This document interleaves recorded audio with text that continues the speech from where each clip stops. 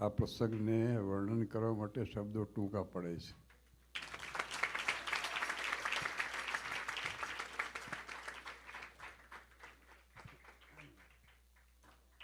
એક ઇન્સિડન્ટ તમને કહું, દૃષ્ટાંત આપું કે ઘણા વર્ષ પહેલાં કેન્યા ગયા હતા અમે.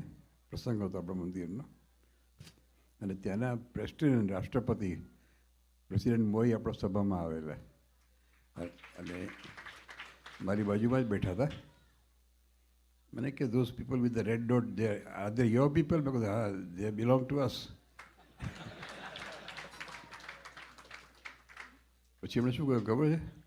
આઈ ટ્રસ્ટ ધેમ ધ મોસ્ટ.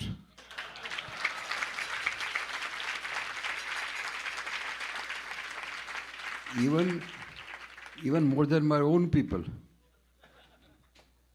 એમના શબ્દો કહું, એ આપણે વિચારોના શબ્દો છે કે આપણે બધા સ્વામિનારાયણ સંપ્રદાયના ભગવાનના બ્રાન્ડ એમ્બેસિડરો છીએ. આપણે બધા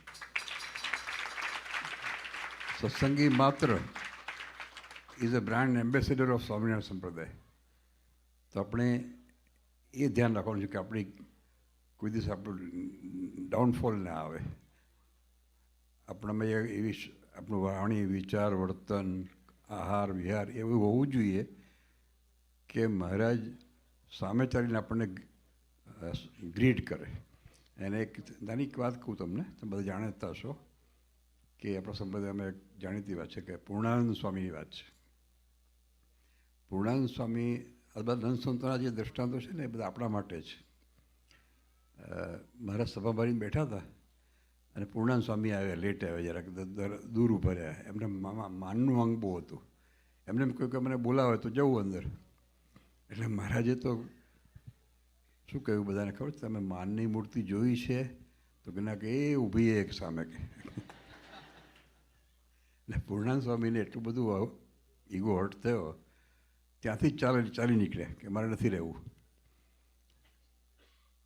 એમના શિષ્યો જે હતા ને એ પણ પાછળ ચાલ્યા. હવે જે મહત્ત્વની વાત આવે છે, અત્યારનો સમય હોય ને તો સ્વામી બોલાવે કે બીજા આવો, આપણે જુદું ટ્રસ્ટ કરીશું.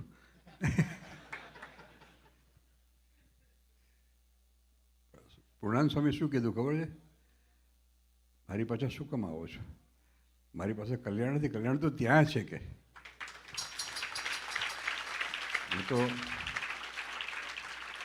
હું તો મારા સ્વભાવને કારણે જઉં છું. ગયા પછી એમનો અંતકાળ જ્યારે આવ્યો ને ત્યારે મહારાજે સંતોને તેડવા મોકલે, એમને ધામમાં લઈ જવા માટે. તે વખતે સ્વામીએ કહ્યું કે મહારાજે મને ભર સભામાં માની કહ્યો છે ને, તો મહારાજ પોતે આવે તો જ હું લેવા આવી તો જઈશ.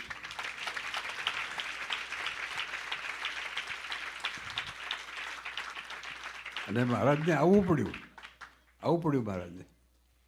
તો આપણે એવી દૃઢતા રાખવાની છે કે મહારાજ સ્વયં આપણને અંતકાળે તેડવા આવે. અને એ ખરેખર આ પ્રસંગ અવર્ણનીય છે. અને શ્રીજી મહારાજ હંમેશા આપણી સાથે છે. અને આપણે હંમેશા we should feel the presence of almighty with us always. તો બીજું તો કંઈ ખાસ કહેતો નથી, પણ બધાને ખૂબ ખૂબ ધન્યવાદ.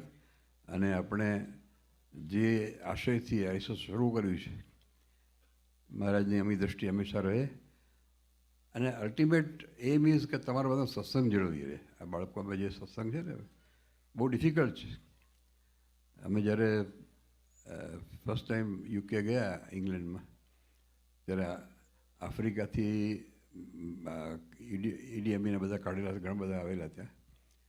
તે વખત મંદિરો નહોતા. તે પછી મને ત્યાંના સત્સંગીઓ કહ્યું કે અમે તો અહીંયા ત્યાં મિલકત મૂકીને આવ્યા છીએ, પણ અહીં જો મંદિર નહીં થાય ને તો અમારા બાળકોને મૂકીને જવું પડશે અહીંયા.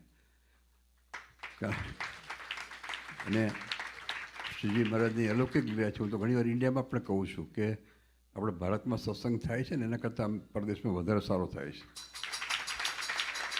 તો આપને ખૂબ ખૂબ ધન્યવાદ અને શુભેચ્છાઓ અને આશીર્વાદ સાથે વિરમું છું. જય સ્વામિનારાયણ. ખૂબ ખૂબ વાલા ભક્તો, આપણે જોરદાર તાળીઓથી સમગ્ર ધર્મકુળના આશીર્વાદને વધાવી લઈએ. જય સ્વામિનારાયણ. એક વાર વાત મારે કહેવી છે કે આજે ફોટા જોયા ને તમે, એ એમની કૃપા છે, એમ મારું મહત્ત્વ જરાય ના માનતા. કારણ કે હું અપરાધમાં પડું એમાં.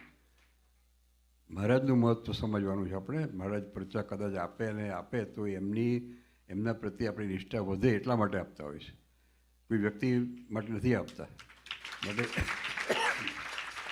અને એની લાઇટેસ્ટ સાઈડમાં હું વાત કરું ને તો એમ કહું કે મને આજે ખબર પડી કે મારી આંખો તો સ્ક્વીન્ડ છે પણ મહારાજની પણ સ્ક્વીન્ડ છે.